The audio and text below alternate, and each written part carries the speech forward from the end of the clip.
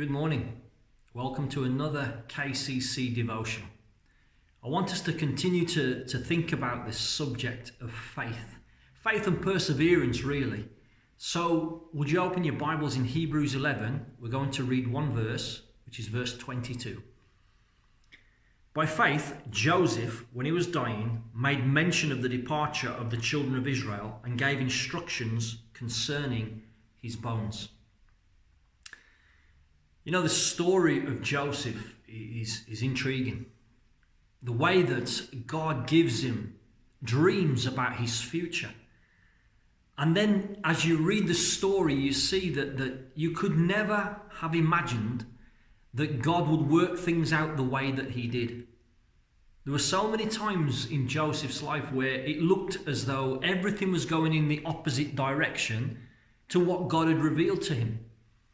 And I just think probably as Joseph was sitting in the prison in Egypt, in the dungeon, reflecting on his life and reflecting on everything he'd been through, the rejection, and just for having these dreams from God, just for God revealing to him what this purpose was, I wonder, what went through his mind and thinking about the way he'd maintained his integrity before God. He'd done everything to continue to honor and worship God, and yet he'd paid such a high price.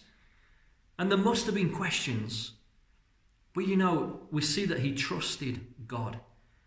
And there came a day when God changed his circumstances suddenly.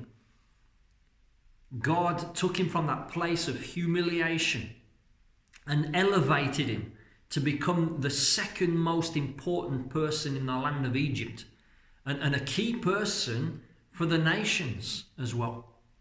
And you can read all about that story in the final chapters of the book of Genesis. I encourage you to do that. But I want us to hold that for a moment, and let's just look at this again, this verse, in the light of that truth. It says, by faith Joseph, when he was dying, made mention of the departure of the children of Israel and gave instructions concerning his bones. You see, there was one thing that Joseph had learned. He'd learned that though the circumstances do not necessarily align with what God has revealed about his purposes, that when God says he will do something, he will do it. That the circumstances may contradict or look as though they contradict those purposes, but God will do whatever is necessary. And he can do it when he pleases, and he will change the whole of the circumstances to bring them into a line with his purposes and his will.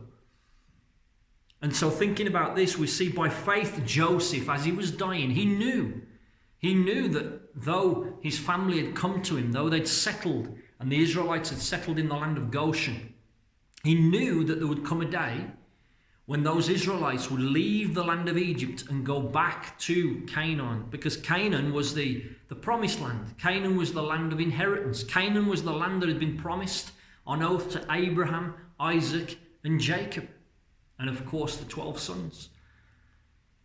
And so he says in faith, when he was dying, as he's thinking about the circumstances, he hadn't seen these things come to pass, but he knew that God was able to change everything in an instant, and that would happen.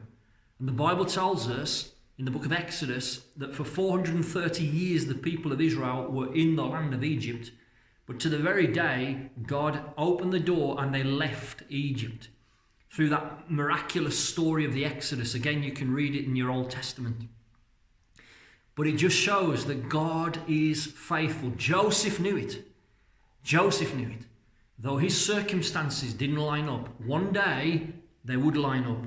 And by faith he said, he declares when he was dying, he made mention of the departure of the children of Israel and gave instructions concerning his bones. In other words, as Joseph says, I'm here in Egypt now, I'm going to die here. But one day God is going to fulfill his promise to this people, and I want you to take me with you. Take my bones with you to the land of promise. Friends, that's faith. That's faith. And it encourages us to look beyond the circumstances the way they are now and to trust in the promises of God. Things may look chaotic. Things may look out of control. Let me tell you, they're not out of control. God is in control. He is sovereign. And what's more, he's faithful. And things may not look as though they line up today, but one day they will line up with the purposes of God, and he's able to do that in an instant, in his time and in his way, both in the earth, in the nations, and also in your life and in my life. So I believe the writer of the letter to the Hebrews would encourage us, again, with this example, that we seek to have like-minded faith. We're like-minded in our trust and our faith in God. I hope that encourages you as much as it encourages me and challenges me. So may God bless you. Have a wonderful day.